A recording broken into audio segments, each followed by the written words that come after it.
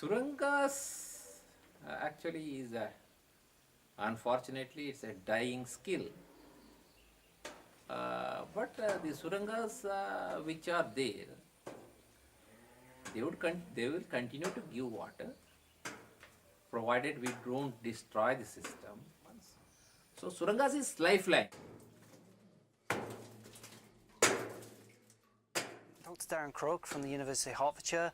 I'm working on a project in collaboration with a colleague from the University of Exeter, and we're funded by the Leverhulme Trust in the UK, and we're looking at a little known irrigation system known as Saranga, which is found in the Western Ghats of India, and it's quite unique in a country that's so renowned for its knowledge of traditional water harvesting and irrigation structures, that this system seems to have dropped off the list as such. And so we're really sort of embarking on an exploratory investigation into a system that's so poorly understood, and trying to understand whether this provides a sustainable form of living really for people in what is quite a poor area of the Western Ghats, so very vulnerable peoples. Ifa is a 78-year-old man who lives with his 60-year-old wife in Manila village. They are daily wage workers, generally get their money from working in the areca nut and the coconut plantations. So they're dependent on finding work in those plantations for the various owners. Ifa does get some support from government. It's around 400 Indian rupees, or £5 a month, and he's used this to help build his own small house.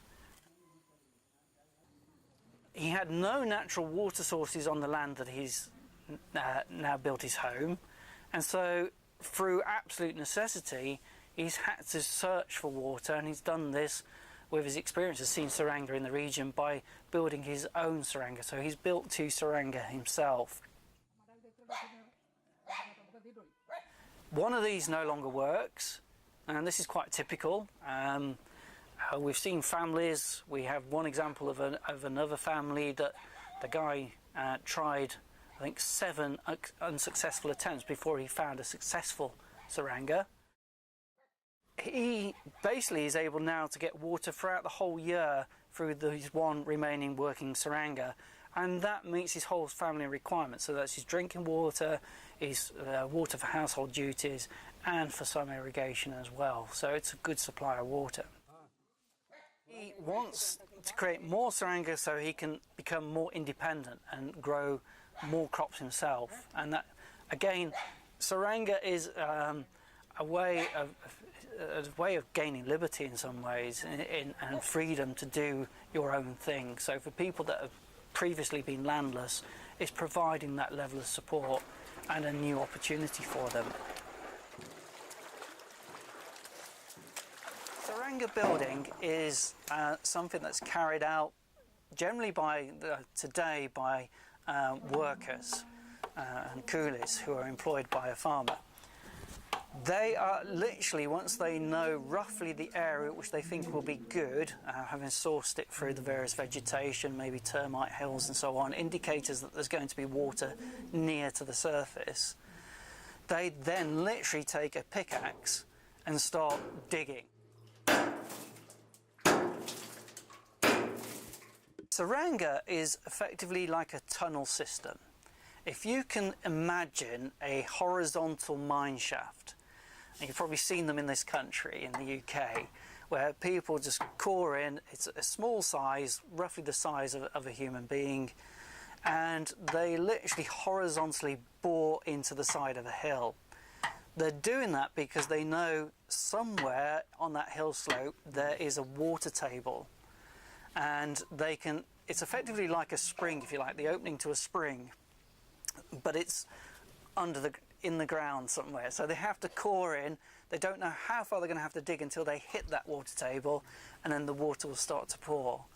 And so they have various techniques. Some of them are based on understanding of vegetation, some of them through water divining, and all sorts of other myths and rituals associated with the identification of where you will find water.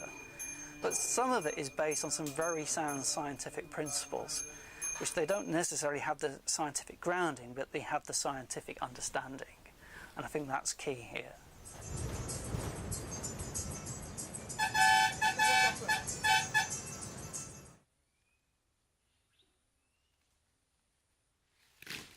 Govinda is an amazing character.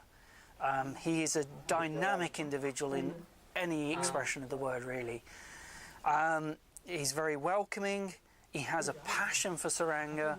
He has a passion for improving his farm and for improving the lot of farmers in that region as well. He's quite a driven character, he really is. Now, it's quite clear he's taken this passion from his father, who's quite a frail old man now, but still incredibly strong for his age. He still wanders off into the hills on his own quite happily, and he'll walk miles and miles without any concern whatsoever. And he was the person in the Bhatt family that started the Saranga building. The Bhatt family have, I've lost track of the total number of Saranga. I think now they have around about 12 Saranga. Maybe now we get into 13 because they're just in the middle of constructing a new one. On top of that, what often happens with Saranga is the Saranga water, in a lot of instances, is conveyed to a small farm pond and stored in a farm pond. From the farm pond, Govinda now has an underground system of pipes that allows him to use spray irrigation. In some instances he uses a kind of hybrid system that's part spray, part drip irrigation as well. He also uses open channels, and this water comes from the farm ponds rather than the Saranga itself. And they will manually lift the water and spray the water as well. So they're using all these different techniques. Again, it depends on the slopes, it depends on the crops. The main crops that are irrigated are the areca nut, which is the main commercial crop, and also coconut. And those are the two main crops that they are actually irrigating.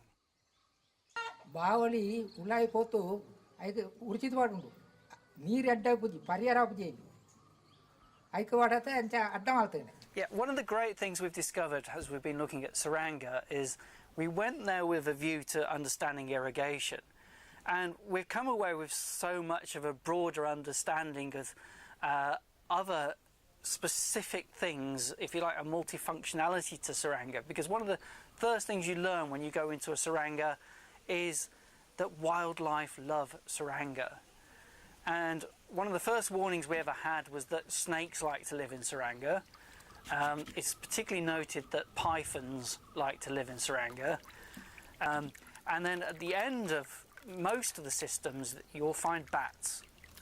And we've subsequently asked a bat expert who's told us he thinks they're rufous horseshoe bats, which is distinct from the fruit bats that you often see outside of Saranga that eat the fruit. These are insectivores, so they're eating insects. And they are providing a perfect habitat. Now, the telltale sign that you've got bats in your Saranga is the acrid smell of ammonia. And you'll start to walk in and you suddenly think, what is that pong? And they are, it really is, if you have a good colony of bats, the smell is horrendous.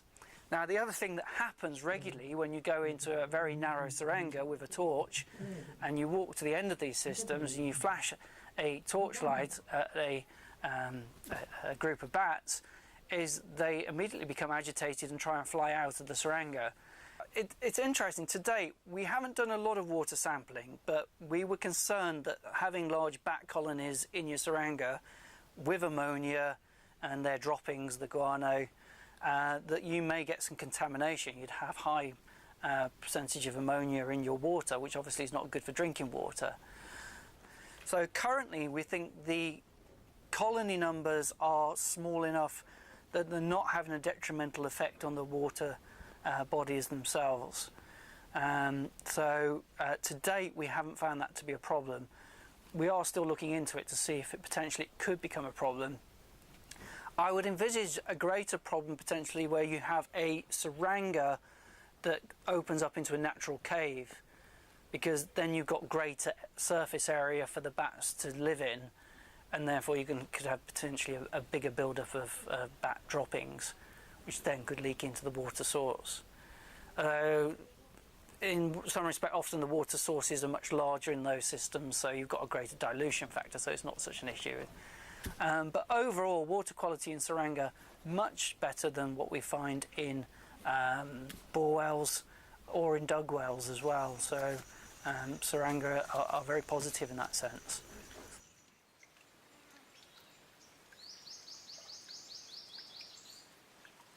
It is very poorly documented outside of the region, and it's important to try and understand better the system itself, the style of irrigation, and how many of these systems there actually are, because ultimately what we're looking to do is to provide perhaps some support to local farmers that will enable them to better understand their farm and their water resources, and we may, if we're lucky, be able to offer some advice to local politicians, to government officers, that will perhaps give some support to local farmers. If we can show that this system is more sustainable than, for example, a bore well system. So we are going to contrast the water quality from traditional irrigation systems like the Suranga with that of the bore wells, because the Green Revolution brought many good things, but not necessarily all good things. So I think wisdom tells us that we have to look to the past to understand better the future. And I think that's very key, that's what we're trying to do. Okay. Your name, sir? Darren Crook, Dr. Darren Crook from the University of Hertfordshire.